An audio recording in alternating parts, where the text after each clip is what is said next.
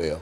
All right, I'm from Nashville, Tennessee, and I went to school as far as college, and I made it through high school, and still doing the right thing, just still being in that young mindset. I still kind of got swayed away into the life that what we believe, you know, from the media, the stuff we see in our environment, that we think that this is the way. And as far as I can say through my comments, it's been good and it's been bad. As far as some people say, well, how do you go through school and you've been in the game? And a lot of people get confused, and you know, a lot of people think it's all bad, but it's just not as bad. You know, it's good people still in that, but it's still bad things that happen, and that's through ignorance. You know, and I can say through their comments, I made it through. You know, I could have been doing a lot of time. I could have been dead, but you know, I'm still here, and I'm very blessed to be here. You know. And I'm 31 years old. You know, I have 2 sons and a daughter. And I try to tell them every day, you know, the things you see on TV, the internet, Facebook, all that, it's not what it seems. You know, it's an illusion. It's an illusion, and it's really hard for, you know, young people to get through that illusion. And that's pretty much what I can say about myself with that illusion. You know, it's crazy. You know, it can sweep you up. It can really sweep you up. Cause I got swept up in it. You know, and it just took time through growing to where, you know, you change. And see, a lot of people get confused that, you know, changing and growing is 2 different things. And you know, I like to just leave off right there. Mr. Harris, why don't you give us some information in reference to your situation? My name is Dwayne Harris. I'm from South Central Los Angeles, and I'm a former gang member, former gang leader. I have 2 sons that was murdered in Los Angeles, and it's a shame that that our kids are killing with no remorse. You know, like my brother said, it's illusion, it's ignorance, but it's that our system and stuff don't teach them. We don't have enough means to really teach these young guys how to be men. You know, they're misled, misrepresent, and it's hard to get them to stop selling these drugs and stuff when McDonald's won't hire them. And we keep saying you need to stop doing this and stop doing that, but we ain't trying to show them what they need to do, or take the time out to really understand what they're going through. You know, see, we done lost the whole concept of our community and our black people and our young people, man. They don't know how to respect the older people, and then the older people don't know how to respect the younger people. Very good. And of course, let's take Ms. Greenlee this first commercial break, and then we'll get back and we'll have Ms. Greenlee to start us off for this 8-minute segment. And we'll be back with our audience following this short commercial break.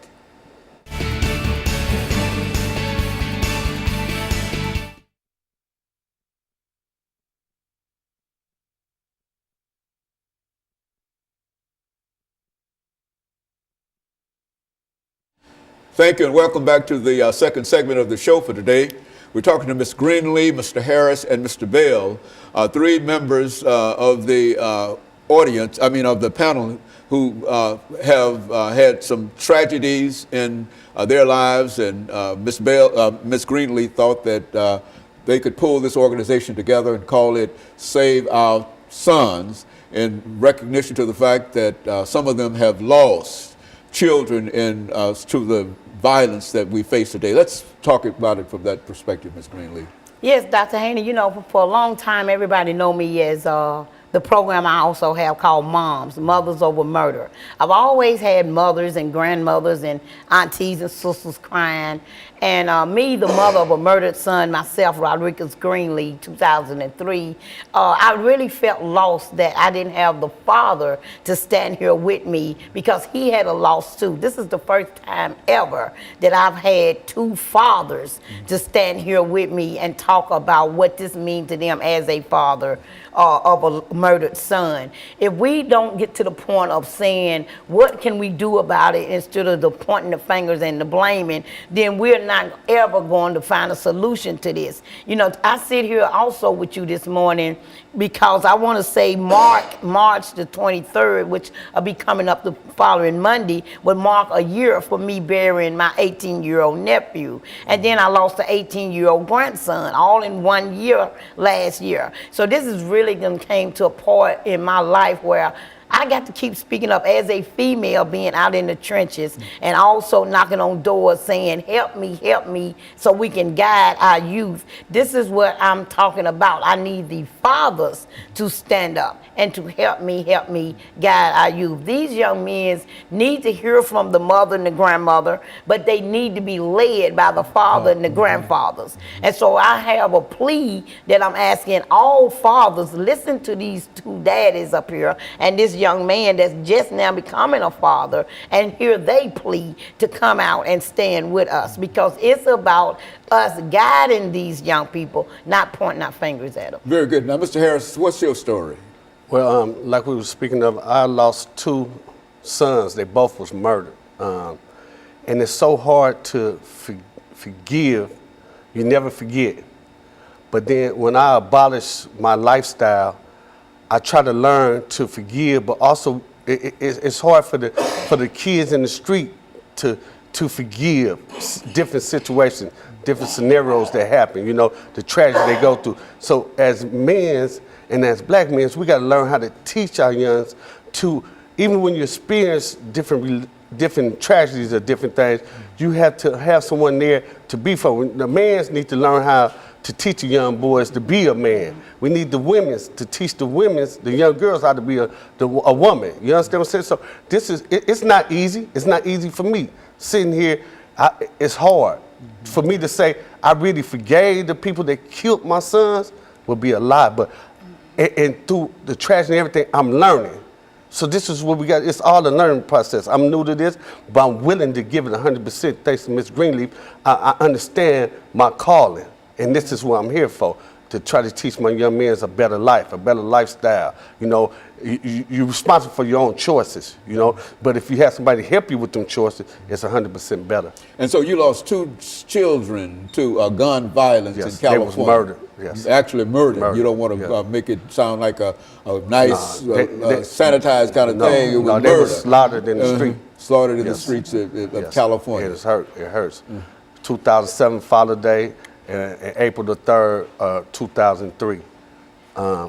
Young children? 15, both was murdered at 15 years old. Never experienced life, you know, never understood life.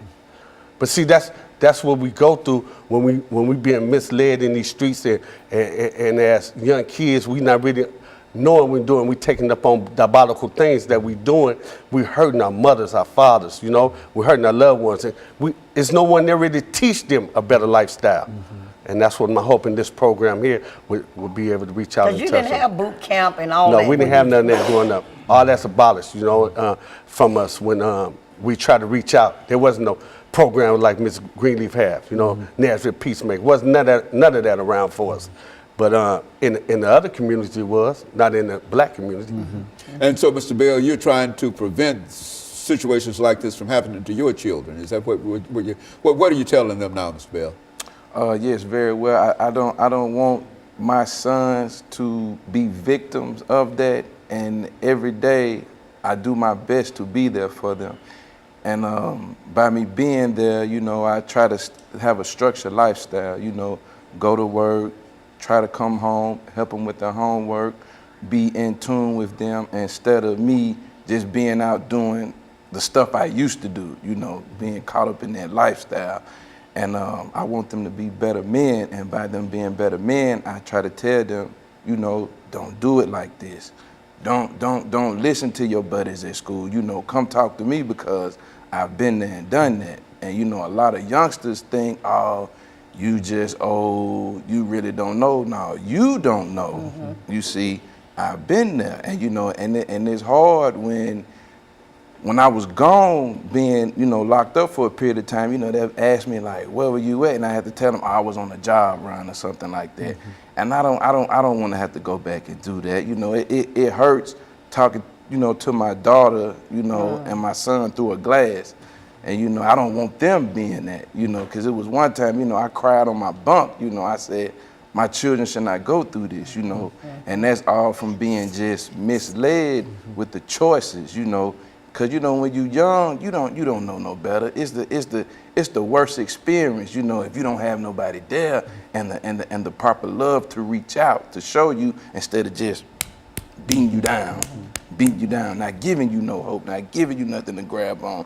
So you know you really have to give them something to, hey, I got something to live for. I see the light, you know, somebody's there. Okay, and so Ms. Greenlee, in a real sense, the men play a significant role. That's what you were saying over the last minute that we have here. Play a significant role, and as long as we can hear their stories, and I think that these two gentlemen, both Mr. Harris as well as Mr. Bill have real stories. Him talking about his incarceration and looking through the glass at his relatives and picking up the telephone on one side and then on the other side. That's some of the things that you don't want your children to go through. No. And had you been able to perhaps save your children, Mr. Harris, you probably would have done something different than what you've done. And so that's essentially what we want to talk about as we come down to this final segment. I mean, the final few minutes of this particular segment, and we appreciate the two of you giving us that information. And we'll be back with our audience following this very, very short commercial break.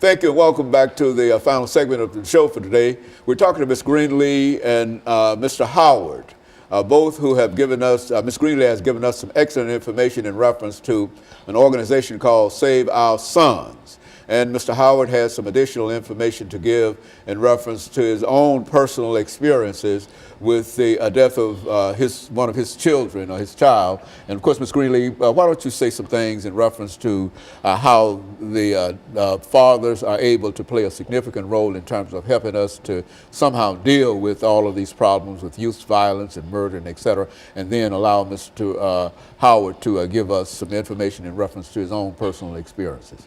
Yes, Dr. Haney, for the years that I've been out here in the community, I've seen over and over and over, even going to funerals, that the fathers plays a huge part in being absent from our children and our youth. When we go to the funerals, everybody always come to us, but I know that for a fact that there's been fathers that have been sitting there next to the mother, but no one knows anything about them or their voice, and you just like, oh ma'am, I'm so sorry what happened, and then you pass on. And that father needs to be touched also and say, sir, I really feel your pain, or I'm sorry this happened to you. But the fathers won't step up, and I don't know why. And I'm hoping that these men that I've brought with me today that will help bring that forth. This young man here sitting to my right now, Mr. Howard, he's a hard-working man out in the community, been out there for years. And when I got a phone call about him and his tragedy, it struck me and it really touched my heart, and I had to reach out to him once again. Very good. Mr. Howard, why don't you tell us something about your own personal experiences in reference to this? Well, I've been working in the community for like the last 11 years through my own organization. It's called Personal Interest in Changing Character, because my interest was personal. You know, I spent 20 years out here in these streets, you know, doing the things that we did, because we got caught up, you know, I went to college, so I'm college educated, but I got caught up in a lifestyle, and it kind of took me away from my family, but I still was there to raise my kids. Now, after I was incarcerated, I came out here and I had the need to just make a change for myself and these young men who struggle in life from lack of opportunity, lack of hope. And so it's been a tough 10 years, but recently, that whole struggle, that whole hopelessness, that whole lack of opportunity, you know, hit home. My son, Jawan Booker, was murdered a month ago. okay? And we buried him 3 weeks ago, okay? So even though I'm feeling the anger and the frustration, you know, I'm still out here to do the work because these young men need to hold on to more than just what these streets have to offer, you know. These streets don't have too much to offer, you know. You need to give these young men some opportunities, some hope to do something different than what they're already doing. And so you got a personal testimony, and as you said, the whole thing sort of came home to you when it happens, things that you've been trying to prevent from happening to youth for the longest, for the 10 years, all of a sudden you get the word that something has happened to your child. What was your first feeling in reference to that, Mr. Howard? My first feeling was anger, frustration, you know, hopelessness because I couldn't do nothing myself. Because you'd already talked to him about it, undoubtedly. Well, I mean, I talked to him about it, and sometimes, you know, it's just the wrong place, wrong time, okay? And you know, my son was a good kid, but you know, he had his issues as well, but he had tried to make a difference in his life, you know. He was taking care of his family, you know, working, doing everything that he should do. But always, when you change, the streets don't change with you. So whatever came with that, sometimes, you know, it comes back to you. You know, it's kind of the chicken come home to roost. You know what I mean? And you know, it's unfortunate. You know, it's a struggle daily, but you know, I know that I can still continue to make a difference. And though I lost my son, somebody may not have to lose theirs. By what some of the things that you might be able to say or some of the things you might be able to do, you can prevent that from happening to others. Yes, sir. Is that the general way that folks feel in reference to that, Ms. Greenlee? Speak to that. Yes, exactly. You know, I was kind of out there in the streets doing this before my son was murdered, just like Mr. Howard. So, but it gives you more passion to really want to get out there to stop that next bullet for that next child, or just that innocent grown person that can be just coming out the door. Again, until we address the plentifulness of the guns that's coming into our poor, low-income neighborhoods. We can talk about the gangs, the bad youth all day long, but we need to start also focusing back on how they're really getting these guns. I could say my son would have been still here if it wasn't for him getting, you know, them having that gun.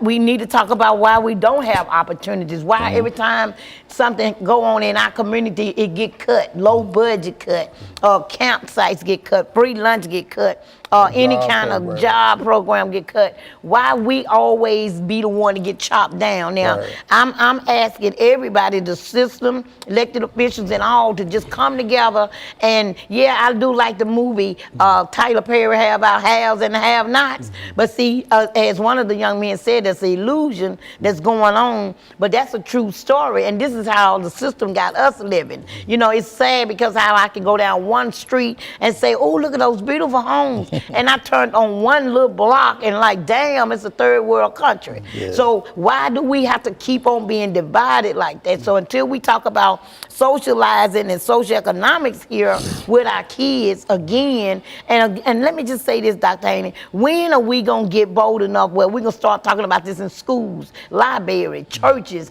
and just in open tables at home? We don't even have dinner at the table anymore. Everybody eating over there, everybody eating upstairs, and some people don't eat at home. I think until they let us start speaking on this and letting us, you know, one Sunday a month, let us come into church and talk about youth gang, teen pregnancy, drugs, all of this, guns. You know, my step grandson would still be here. The young man had the gun. He accidentally killed him, but where did he get the gun? So until we start talking about other things other than gang member, this and that, and not the solution, we just gonna keep on having these conversations. Mr. Howard, what would you say in reference to trying to convince and say some other words to our young people? Well, the young people, they got a saying, you know what I mean, that I'm ready to die. But I want to challenge all young people to just, you know, find something that you want to live for. Ready to live. And live for that. You know, it's more to it than just coming out here and dying for nothing. You know, and the greatest thing out here is a lot of times these streets offer a sense of belonging, a sense of opportunity, whereas, you know, We don't have no job programs. We don't have nowhere for the young men and like women to go. We don't have nothing for them to do positive. You know, when I was growing up, you know, you always had something to do. I mean, the center state opened at like 11 o'clock. You know, now they have nowhere, no safe havens, and you know, it's just we need to find something for them to do. And my hope is for you know us to be able to just make a change in like young people's lives. Ms. Greenlee, over the last minute and 25 seconds we have, do you think it would be cost effective if we could come up with some kind of programs that would prevent the things from happening that we're talking about here? Yes, the program I'm coming up with now out of my own home, starting in my garage. I'm already starting a GED class there because I found out half of them have already been expelled and they've already been put out of alternative school. I also got a group called Straight Talk. That's meaning I'm bringing all the young men in and just straight talk about what's going on. I got another group called Back to Basics. That's bringing all the young ladies in and let them talk about personal hygiene and what's going on with them. They don't want to hear about college and fire department and all that right now. You need to find out what's going on with them. So quit talking about, I didn't get in this program, I didn't qualify for this program. We either make $1 too much or $1 too less. It's gonna always be there. Start on your own front porch in your own living room and just get your ass out here and grab these kids and quit giving me all the excuses. And that you think that will have some kind of impact if we could all do that? That'll have a great impact. In fact, April the 18th, I'm having a job readiness program, and we'll have some employers come out and we'll have somebody teach how to get prepared for a job. It'll be April 18th at Community Christian Church, 828 Lissy Avenue. So come out there and try to get your job. Very good. So let me thank you, Mr. Howard, and Ms. Greenlee, as well as the other two guests that we have for bringing that excellent information by. And let me encourage our audience to tune in again next week for another informative edition of Comments. Thank you and good morning.